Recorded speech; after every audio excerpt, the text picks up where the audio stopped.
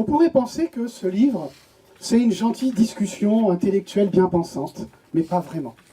D'abord, les thèmes qui sont abordés, pour certains, l'identité, la terre des origines, la laïcité, la violence, et vous n'êtes pas toujours d'accord.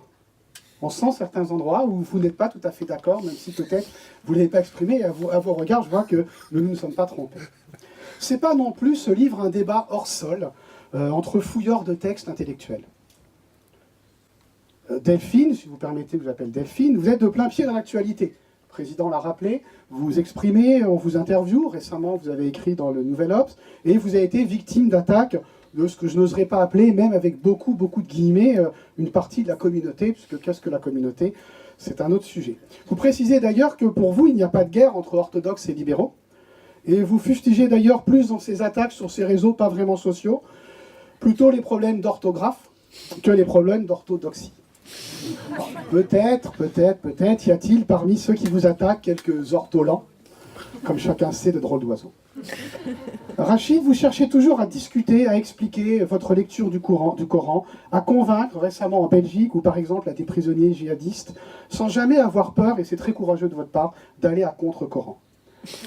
Juste après Charlie, vous êtes allé discuter et tenter de convaincre des jeunes qui justement n'étaient pas Charlie, des élèves d'un lycée de Trappes, où vous habitez toujours. Alors, je me suis un peu renseigné à votre sujet et je me suis dit, vous devez en avoir un peu marre, qu'à chaque fois qu'on vous dit « il habite à Trappes », on rajoute « il habite toujours à Trappes »,« il habite encore à Trappes », comme si c'était une espèce de grotte préhistorique ou un village troglodyte, ou peut-être, pour ce qui vous concerne, plutôt un village troglodyte.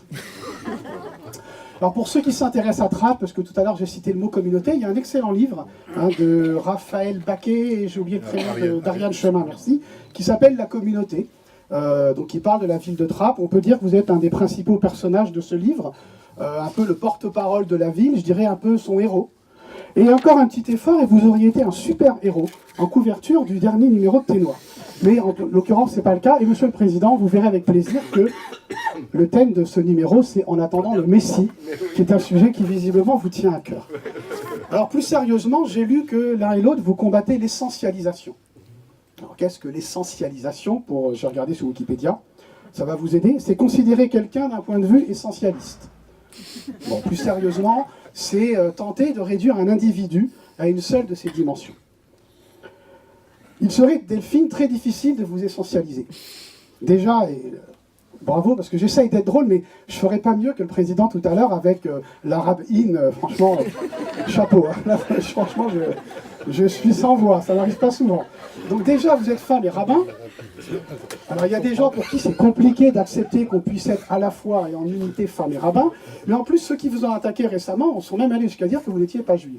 Alors, femme, rabbin, pas juif, là, franchement, c'est un peu compliqué, tout est chamboulé, mais... On dit toujours que d'être rabbin, c'est pas un métier pour un juif. Absolument, c'est pas un métier pour un juif, et si j'ai bien compris, pour votre fils aussi, c'est pas un métier, parce que c'est pas un métier d'un homme, si c'est l'image que j'en ai, parce que j'avais lu ça dans une de vos interviews. Mais plus sérieusement, c'est vrai que tout est chamboulé aujourd'hui. La météo, la gauche, la droite, les femmes rabbins, les rabbins pas juifs, même le calendrier musulman, parce que cette année, par exemple, le ramadan est tombé au mois de février. Je vous laisse apprécier. Alors, quant à vous, Rachid, alors, on va attendre que ça monte au cerveau de Rachid. Non, je comprenais pas. Quant à vous, Rachid, est-ce qu'on peut vous essentialiser? Comment essentialiser Rachid? Très difficile d'essentialiser un expert de l'islam, un islamologue qui n'est pas imam, mais qui est philosophe, qui est enseignant, qui est essayiste, qui est chercheur, qui est écrivain, et dans mon oreillette, on me dit « beau gosse », en plus. Donc, je vais vous dire, très difficile de vous essentialiser. J'ai essayé, mais sérieusement. Qui aurait le courage de réduire à une essence un gars qui s'appelle Benzine? Moi, je ne savais pas. Merci. Alors, je suis content que ça vous fasse sourire. Parce que j'ai eu un petit peu peur de vous plaisanter, Rachid, puisque vous êtes quand même ancien champion de France de kickboxing. Et je me disais, bon, sait-on jamais, mais enfin, je ne crois pas que cela arriverait. Mais j'étais rassuré en me disant que, puisque nous avons à côté de nous une intellectuelle médecin, vous m'auriez sûrement pensé. Alors, pour conclure, je vais retenir 2 phrases que j'ai rassemblées de votre ouvrage. Je travaillais longtemps dans l'édition et donc elles m'ont parlé. Nous sommes des gens du livre et nous souhaitons démonter l'idolâtrie de la lettre. Vous voulez combattre l'interprétation littérale et hors du temps et des textes. Et pour cela, avec Laure, qui est la cheville ouvrière du prix Karoubi, je vous propose maintenant de nous aider à démonter, démontrer et nous aider à faire fructifier ce coffre-fort dans lequel vous dites duquel il faut faire jaillir la connaissance. Je vous remercie.